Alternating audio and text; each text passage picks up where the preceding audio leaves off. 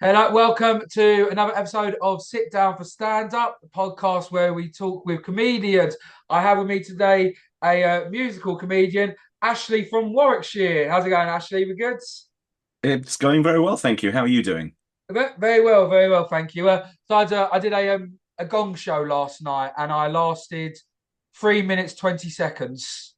That's good. It's the first 3 minutes, 20 seconds that's the hardest, to be fair. I lost the crowd after a joke, so it was a I do a joke about me being fat, and then my mate who's fatter and uglier. And I went straight into saying he's actually just been granted a visa for a new country. I can't remember the country, but I know they wave a rainbow flag, sort of referencing the LGBT community. No, like honestly, it was like I pissed someone off. And yeah, I, I think stand-up is about the instant feedback, and a gong show is that, but just turned up to absolute max. I once had a gong show where I lost two of the three cards in the first 5 seconds. oh. And I get to about 4 minutes 30 or something, and I just sort of glanced at the guy holding the third card, and he was just nodding at me, going, "You're okay." The eye He contact. was keeping it down. So I've escaped that one by the skin of my teeth. But gong shows, in some ways, they are like they're make or break on whether the audience like you, and that does give you a lot of feedback. But it's just gladiators out there. It's not real stand up. It's just a silly game we play to get into other clubs, isn't it? I felt sorry because the first guy who was on, he was good. He was a bit funny looking, but he was good. And literally 20 seconds in, somebody just started going on the table, get him the fuck off. And he was like, wow, you are a dickhead. And that sort of like set the tone for the rest of the evening. And I was fourth, and the person before me absolutely killed it. Like I was, Are you you want to prepared to be say? Are you gone, prepared to say which gong show it was? yeah, up the creek. Up the creek. Up, Oh, fair. Well, up the up the creek creek. is what's the word? It's renowned for that kind of gladiatorial bear pit vibe, isn't it? Yeah. It was, and like to be fair, I'm always glad I do them. The only thing I'm annoyed about is that I spent £7.50 on the parking meter when I could have only spent £3. I'm really exaggerating myself. That's the thing I was You most get annoyed three about. cards, you get £4.50 extra parking charge. I mean, what do you come home with after a gong show? A hangover, regrets, and a bill. Well, the annoying. I got there about half hour early, and I was at the opposite. It was a Weatherspoons, and they had a because I'm a car scale man, and they had a drink I like for £1.30 on there. So it was like, oh, Mm. staggering on stage. Anyways, comedy. We're just going to talk about hours and hours. Actually, how did we get into comedy? Why did we choose comedy, or did comedy choose you? Well, I think Sarah Silverman said something about how you don't become a comedian, you come out as one. And I think the signs were always there in some way, shape, or form. So it's the classic story, realizing I was the butt of the jokes at school, deciding to be the one making the jokes to kind of have an out from that. That's where it started. And then I was at university, really obsessed with radio comedy at the time. Stuart Lee, Richard Herring being some at the center of what I was listening to at the time. And we used to kind of impersonate bits of what they used to do because it felt accessible. It felt like it was in our language, me and my friends. And someone said to me somewhere through university, "Hey, there's this stand-up comedy competition. You should do that. You'd be good at that." And so I had a go at some random student competition, did okay. And I was like, yeah, I'm going to become a comedian. And then I went to the Edinburgh Festival around about that time as well and looked at the festival and went, yeah, I can do this. And then promptly forgot it for about 7 years. Got a girlfriend, got things, life happened. And at some point then, when all that relationship came to an end and I was facing a new chapter in my life, I was like, oh, wait, I was supposed to be a comedian, wasn't I? So I went to the Edinburgh Festival again, watched a bunch of shows and started telling people next year I'm going to come back with my first hour-long show. Mm. And I was telling a friend of mine the economics of that. At the time it cost about 5 grand to stage a show. It's a lot more now. Mm. And he said, that's a ridiculous amount of money. Do you know how much of your mortgage that would be? We're talking of Yeah. 2002. A mortgage wasn't as much then as it is now. Do you know how much of a mortgage it would be? I was like, yeah, but imagine me doing an Edinburgh show. It'd be a story I could tell my grandchildren. He went, you won't be able to afford grandchildren. So I said, okay, look, I'll prove it to you. I'll become a comedian on the circuit, and then I'll take my Edinburgh show. Yeah. And it turns out that's a lot harder than it sounded. The first year of stand-up was me discovering how much you have to do to be a comedian. And so yeah, my first solo Edinburgh show wasn't until about 7 years later when I'd eventually figured out what I wanted to do as a comic. So that's kind of how it happened. It was always going to happen. There was a bit of a delay, and then here I am Well, driving around the country. so the reason I wanted to start this podcast is because when we all look at comedians, like when you just look at them on TV or anything, the ones who have made it, you don't see the grueling process of the startup, of the driving an hour, 2 hours to a place to do 5 minutes. And it is a lot of work that goes into it. It's not just, I'm going to go up and be funny. There's quite a bit of logistics behind it. Agreed, and it's easier and harder in London, where there's loads of gigs. You can do two or three a night, and you can get to them really easily in a short, or you can walk between them. And it's easier because you get more stage time, but it's harder because it's more disposable. It's less of a grand voyage to those gigs. You get less of the painful drive home to really have a long, hard think about what you've done. So for me, starting out in Newcastle, where there weren't many or any gigs in the Newcastle area, a handful, Platoon. and having to go up to Scotland or go to Manchester for where there were big pools of gigs, I would have this, several times a week, long, dark tea time of the soul coming home from a gig where I got a few chuckles, but nothing much had happened. And a kind of a bar to say, well, is it really worth getting in the car next time if that's what you're going to get? And so you really kind of have to go through the process of working out, do you want to do it, and how are you going to make it worth your while? And I think that is part of the process. You've got to fail hard. You've got to succeed a few times as well to keep you interested. But yeah, there's a lot of thinking involved as well as a lot of driving when you're outside London. Mm. Well, because I've Vicar comedy. I said I've done a fair amount of drugs in my teenage and younger years, but there is no drug as euphoric as getting on stage and hearing everyone burst out laughing. Like to I me, I, that is the most I purest completely agree. ecstasy I've ever had. Well, do you know what? As much as I agree with that, there's another one which I also really enjoy. And it's hearing an audience laugh and knowing that what you're about to say Ah, is about to make them laugh more. And that well, and yeah, and sometimes that's because you've created a joke with like a false punchline or a normal punchline and a topper. It's the idea that yeah, you've got them caught on the line and you're palm about of to your reel hand. them in. And it's lovely. And it's even better if you're freewheeling. So there are a few gigs I'll do where there is no script. So if I'm emceeing, you just freewheel with the audience. And there's a thing in Manchester, a club called Creatures Comedy, who do this gig called Laughter Therapy, where the audience put suggestions into a bucket.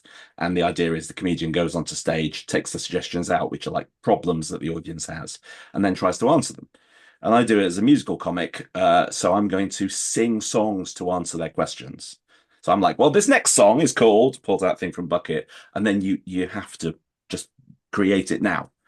And the idea that you're just streaming from somewhere in the back of your mind to a room, you've got no time to think, but you know that if this idea that's coming through your brain quickly is going to land, when that happens, not Yeah. every time, it's it's like, oh, I don't know, if you're comparing it to drugs, it's like injecting it straight into your eye. It's a hell of a rush. So, have you done a time when you've done that and you sort of draw a blank?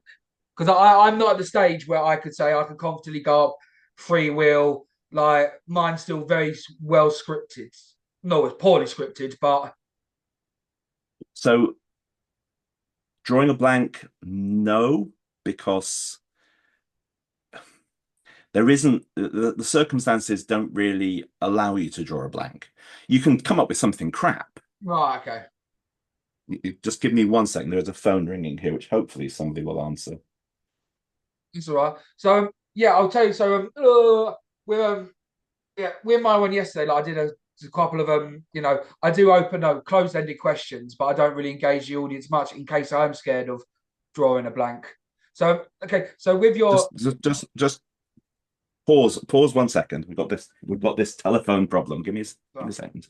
I'm just gonna Right, hold talk. on. I'm just gonna talk to myself, dancing with myself. So yeah, I've got that one. To be Right, fair, sorry about I that. don't know. So I'm just So mumbling. I'm mumbling to myself. I'm no, keeping the people that's fine. entertained. I'll try and stop this phone ringing anymore.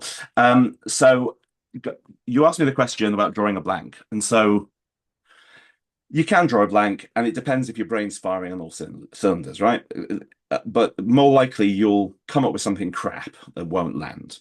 But I think you've got two bars with an audience. So there's the bit where you show up and start saying stuff. And if it's obvious that you've prepared that stuff, they expect it to be really, really good. It's like, well, you chose to come here and you brought this up, so you'd better make it good. That's the first bar. That's where most people are for most of their sets. Even as an MC to a degree, you're steering the conversation. But then there's another bar, which is something has just happened, and you need to demonstrate through attitude as a minimum your command of the situation. And the bar's a lot lower because it's just happened to all of us. If you can at least handle what that is, even just say something vaguely relevant, you're already above the bar. And then if you can come up with something witty or something appropriate, then you'll go further. So in general, the good thing about the improvised stuff or riffing with an audience when you're the MC is that we know it's not fake, we know it's live, and so we're going to enjoy anything that just lands, anything that it's serendipity means that this connects. For example, you're an MC, you're talking to this person over here and they do something, and then you talk to that person over there and they do a different thing, and you find a way to join the two up. Oh, you're a plumber, you're a carpenter. Hey, after this gig, should we all go and build a house? It's a crap joke, but it's in the situation, and we all go, wow, that does the pieces do fit together. So I think trying to create that from prepared material is harder, but asking open questions or for suggestions on a subject, you can, as long as you handle those suggestions, you can do it. But yeah, it's comedy is real when you walk away from it as a performer going, I've never heard that thing I said today. And it made a laugh. That's the realest form of comedy, which even if you're scripted, you need to find a space to let some real stuff come out, as well as providing the prepared material, which you hope will land like it did last time. So would you then say, by that standard, that crowd work is the penultimate skill of a comedian? Um, yes and no, because if we look at what crowd work means now, Mm. it's largely a whole bunch of young men who've copied Matt Rife or other folks who are doing crowd work and think that just talking to an audience at all is the art. When I'd Mm. say it's just a lower bar. We can all talk to audiences. It's what you do with it. It's can you come up with an idea and develop it to act two or act three of that idea? Yeah. That's the real art. But can you be in the room with an audience? That is where real comedy begins. If you're just delivering a playback of a recording of the gig in your brain, then you're not really in the room with the audience, and so it's not real. And obviously, crowd work forces you not to be able to do that unless you're spitting out stuff you've said a million times before. But in general, being able to develop a theme that's just happened, that's the magic. I've got there was a gig I did in Manchester where somebody saw as you perform, often spittle comes out your mouth, but it was being very, very well lit by the stage lights, and somebody in the front row saw it and felt that they were being spat at. And we ended up with about 5 minutes worth of just getting lost in that subject. It kept coming up, and I kept having to deal with the fact I'm sorry I'm spraying you, and I said to the venue, I said, oh, you've got my name on the big screen over there. Maybe you should change it to Ashley Spitting Freeze. Got a laugh for that. And then 2 minutes later, they had, and that was a laugh, and all of that sort of stuff. Good, they played That's along. where we're no longer in the it's no longer crowd work. It's just a whole scenario Mm. that's unfolded of itself. And that we can all enjoy and walk away from going, what the hell happened? So I think crowd work can be an into that, in that you look at the masters of the craft. Paul Smith No, is no, is no. obviously doing very I'm well going of to it. pause you there because my question that I was waiting to say is, okay, Paul Smith versus Matt Rife. Who would you say is the better at crowd work? Um, to be perfectly honest with you, I haven't studied either of them in great depth, but I'm going to say that Paul Smith is a real person, where I think Matt Rife is just what are they? Mechanic. I I don't think I think think that Matt's Matt good. I Rife, think he's great looking, but Paul to me is the GOAT at the moment. yeah, as much as it is a question of taste, I get the sense that Matt has learned a trick, whereas Paul is personally present in what he does. Mm. People like Paul not because of what he says, not because of what he looks like. They like him because they want to be his friend. He's got the charisma, he's got the presence.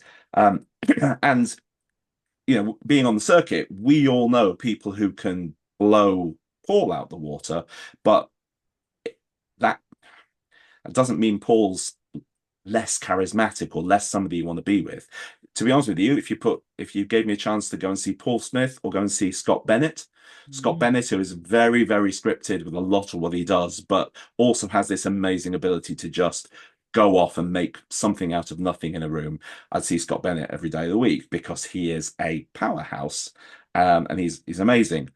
But to some extent, he is a persona when he's doing all of that, whereas I reckon Paul's himself. And so maybe you don't feel that you really know Scott by the end of it, whereas you probably do know Paul. It's a question of taste. I would like to go for a drink with Paul. I think he's a good. He'd be a good pub chap. You know what Well, I I mean? mean, if only you had a podcast that you could invite him on to have a chat and maybe even have a drink. Well, slow and steady, slow and steady. So, we've been a comedian for a while. I'm going to do my favourite question. I always love asking. It's a two-part question. I don't really give a crap about the first bit, but I always ask it anyways. What was your favourite moment on stage? And what time did we bomb the hardest? Let's go back to that gong show I was talking about earlier, which will make your editing harder if you decide to cut it out. But I was telling you the story of the gong show where I I'd been given two cards before I'd really started, and that was essentially a gig where I got booed on. I've never been booed on before or since, Where was but because this? of the way Not, you have to say this was place. Manchester Comedy Right. Store, Okay. and a lovely fella had done something with a peculiar guitar-like instrument early on and had really bombed. And they saw somebody else with a stringed instrument. They went, "Oh, it'll just be as shit," and they booed me on. Um, and you know what? Once you've been booed on stage by a baying mob, no gig will ever scare you again because you've seen how bad it can be. And the worst is you drive home feeling a little bit ashamed of yourself. And so that kind of helped me disassociate myself from gig nerves a certain amount. It's like, yeah, okay, been to the pit of hell. Um, but I don't think it's necessarily bombing that like really hard bombing that's the worst bit. It's kryptonite audiences. So sometimes you'll go to a room and you'll look at the crowd and you'll go, I've got nothing for these people. In fact, I think they are sucking the funny out of me. Mm. So I showed up at the British Legion Club once and it was pensioners, just a bunch of pensioners. I'm like, now you don't want to hear some 30 something singing songs about his cock. And they didn't. They really didn't. And I was right. And so, although they were trying to be supportive and they weren't booing or heckling or anything, it's like, sorry, but this is the room where comedy just goes to fizzle out. Um, so I think those sorts of things, and every so often you'll go to another setting, you'll look at it and go, yeah, this is gonna tend towards the um, why are we all here? end of the spectrum. You'll Mm. get those occasionally. Best moments on stage, it harder to say. I think you get those sort of times. You get a time when you're playing a room and it's going well, and you just take this one moment to look at yourself and go, "Oh, I can do that, can I? I didn't realize I could." It'll happen a few times in your career that you show up somewhere, there's more people than you're used to, or there's it shouldn't be playable or something, and then you'll hit the rhythm with the room, you'll hit the vibe with the audience, and you'll just have this thing where you go, "Ooh, I can do that." And I think those are the stand-up moments, and it's like the bar for that gets higher and higher the more you've played. But every so often you'll hit one of those that you've not experienced before and go, "Oh, I got here. I didn't realize I was going to." And those for me, those are the ones that matter most. Okay, the ones that care. So we do musical comedy. You do your guitar on stage, and we do renditions of known songs with your own lyrics. I do some of that. I try not to do too much of it, in that it's not the only thing I can do. And when I started out, people were like, "Oh, you're just changing the lyrics to somebody else's songs. Is that a joke?" And so I thought it was to a brilliant. So degree, I don't know I mentioned because you okay, mentioned before. Summer '69 to me, I thought it was brilliant. So well, I mean, for those people who haven't seen the routine, and I expect that's nearly everyone, imagine that the joke is it's a summer and there's lots of 69s. It's not, it's a route one joke, but um, these things often, the best jokes come when you hear the joke and you work backwards from what's funny, right? So I was packing up after a gig I'd done, and the music was playing in the background with Summer '69, just listening to it. And for the first time I heard the opportunity to say, "Yeah, it's the summer of '69. That's where we're leading to." Okay. yeah, And we all know what that joke must be about. I yeah, was like, okay, but how could I get there and it be enjoyable, as opposed to like inevitable? And so the line I've got is, in June, she put her fanny on my face, then she put her mouth on my knob. And I repeat that through July and August, and then goes the summer of '69. Okay, it's not a groundbreaking joke. But two things happen. Number one, she put her fanny on my face and her mouth on my knob. She's got agency. So already this is not as it's not as sort of sleazy a joke as it could be. And I was very, very keen for it not to be too laddish, even though it is obviously a sex joke. mm, And then there's a line in the original song, "Those were the best days of my life." And people think that's the joke. Even though they know it's summer of '69, and they haven't thought forward to summer of '69 because I'm yeah, trying to keep the lyrics ahead of them. We get to "Those are the best days of my life," and that feels like the most appropriate punchline this whole thing could have. And in fact, I only discovered it as a punchline when I first performed it the night after hearing it in the comedy club. I went back to that club and did this routine, which basically worked first time. And then you've got this moment, they're enjoying that, and then the song requires a little instrumental break, and then it was the summer of '69, which mm, as a topper, even though that's been the inevitable punchline all along, works as a topper, and we all have a good time. We're like, there we go. So it's structurally, it just turns out to be a rather fun thing to have found to be able to play with. But come on, it's not gonna win any awards. It is a route one joke, but we don't do things for the what's the word?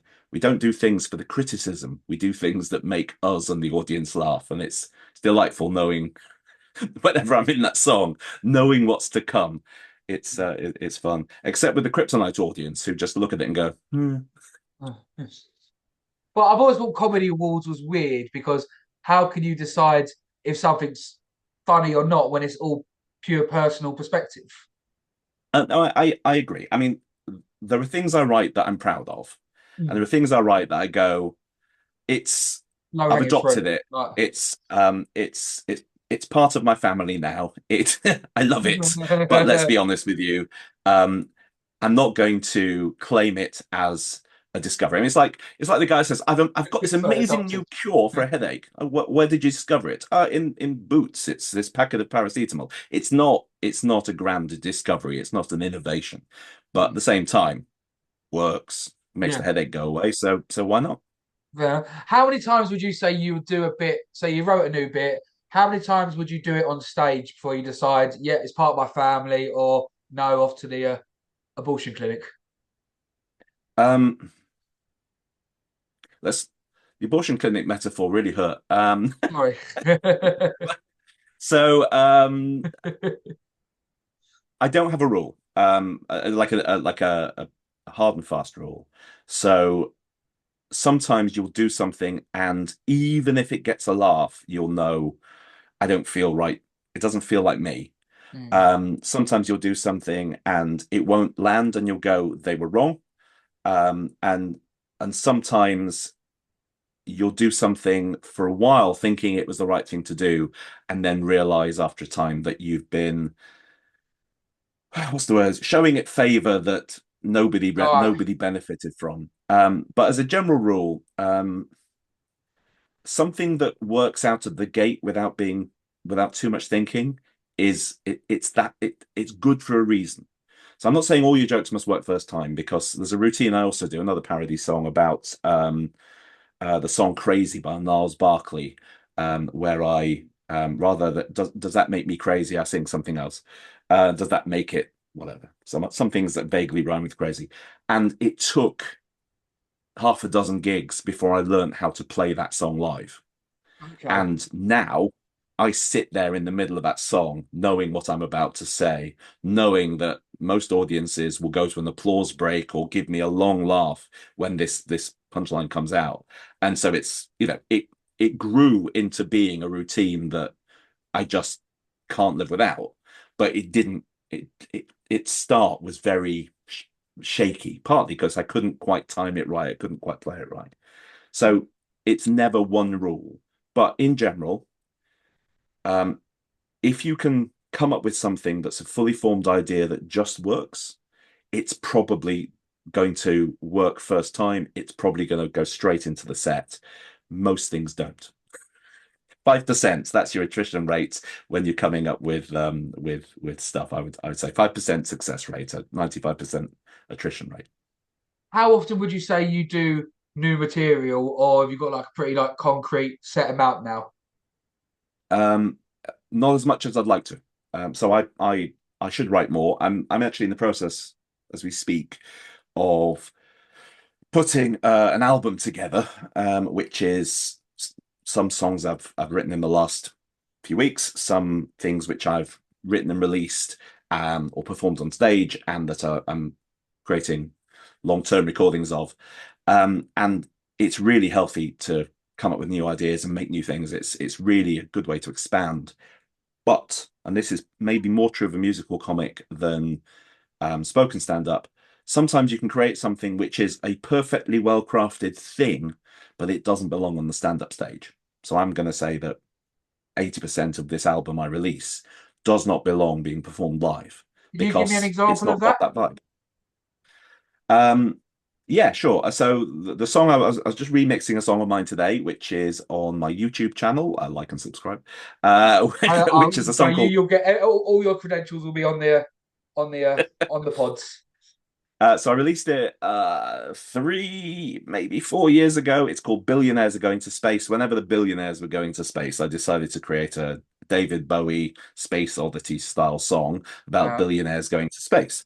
And it's a 3.5 minute song in the genre of David Bowie, and it's got jokes in it, it's got instrumentation, blah blah blah blah blah. the lightning I bolt. will never perform it live. I haven't got the makeup for performing it live for a start, but I'll never perform it live. It's too slow. Right. It's witty.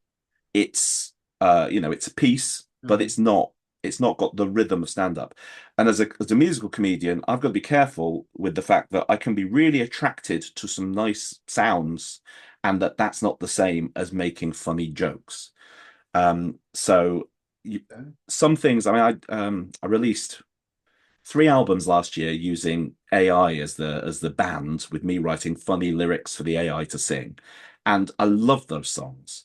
And yet when I've taken some of those and like done a cover version of me singing that song live, it frequently doesn't work that well, partly because of the pacing and partly because it wasn't written from the point of view of me. It was written from the point of view of the AI singer that was singing it. You know, I can write a country song that some laid back country and western singer would sing, which sounds funny when they sing it, but doesn't sound as funny when I sing it. And I'm with so you on that. you can write stuff that is perfectly fine, but isn't stand-up genre or isn't in your voice. And then you can put it on stage and the audience won't take it from you, or it doesn't hit them hard enough because it's just not paced for that platform. So yeah, flip side is you can do stuff that's too fast for stage. So I've got one of the songs on the album. I've just got the track listings here. It's a 9-second song about felt tips, also known as a Muppet orgy, and it hit really hard on TikTok because by the time the TikTok user heard the punchline, the video looped back round and they had to listen to it again to remind themselves what they'd seen. So great for TikTok, fine for a 9-second clip on an album, but you Yeah. do it on stage. I don't think the audience have got time to process what's happened, and then you stand there going, "Well, the joke just happened." They're like, "Is it?" Yeah, joke's been and gone. Okay. So you mentioned something that actually is I haven't thought about before. Do you think AI has a place in comedy? um, I don't think AI can replace the creative process, but it can augment it. But it depends, right? So the minimum is this. When I write songs, and you could just as easily imagine me, and I don't just do songs, I do jokes as well. But when I write at something, um, with songs, I use a rhyming dictionary in online. Sometimes just so I'm thinking of what are words that rhyme with this, which one's most appropriate. A rhyming dictionary is not cheating, it's a dictionary. And I could brute force it by writing all the letters out and trying to complete them with rhyming words, but shortcut. Sometimes I'll use AI as a semantic rhyming dictionary. It's like, what are words that also mean the same as convex? Yes. And so the AI can help there. That's, Similarly, you can have a chat with an AI about a concept and see what it says back and kind of, in your voice, try to construct what you want to say. All of those things are essentially using the tools as a wingman, as a just some form of augmentation. That I think is where the creative process is driving and something good is happening. You can also ask ChatGPT to write your funny set about the fact that you're gigging in a car park, and it will come up with something stand-up comedy shaped. And it won't be in your voice, mm, and it won't have any agency or depth or opinion. It will just be approximate words that go together in approximate order. So don't. I mean, when I use the AI song generators, I was giving it a verse, getting loads of different renditions of that verse in various styles until I heard something that sounded like approximately what my vision was, or sounded like the starting point for an idea. And then I was driving its creativity by giving it more words and deliberately selecting things that reflected what I was trying to do with that song. That's a cheat on not having a studio of musicians. And my new album, I'm playing it all myself, which is why it mm. sounds terrible. But that is a creative process where you have the agency. That is just that rather than rhyming dictionaries, now we've got kind of harmonic dictionaries where the machine can generate voices and instruments that fit together, driven hopefully by your input lyrics. So I don't think ChatGPT will make us better comics on stage, but that it's all the world's knowledge available to us in some consumable form. So why wouldn't you use it? You should always people Google to find facts to help them construct Yeah. jokes. If you're using joke webs to smash together two subjects, you should get all the details from the two subjects from somewhere in order to see what associations you want to have in the middle. So yeah, there's a place for it. But the research is that ChatGPT makes you more stupid if you use it too much. So in the same way, if you want to be good on stage, you don't want to be doing all of your comic thinking by proxy. So Yeah. Right, there's a place for it, but yeah, don't go overboard. Ashley, that's all we've got time for. Thank you ever so much for coming on. I've thoroughly enjoyed this. Thank you My ever so much, pleasure. Ashley. Have a good one. Thank you very much. Bye for now. Bye.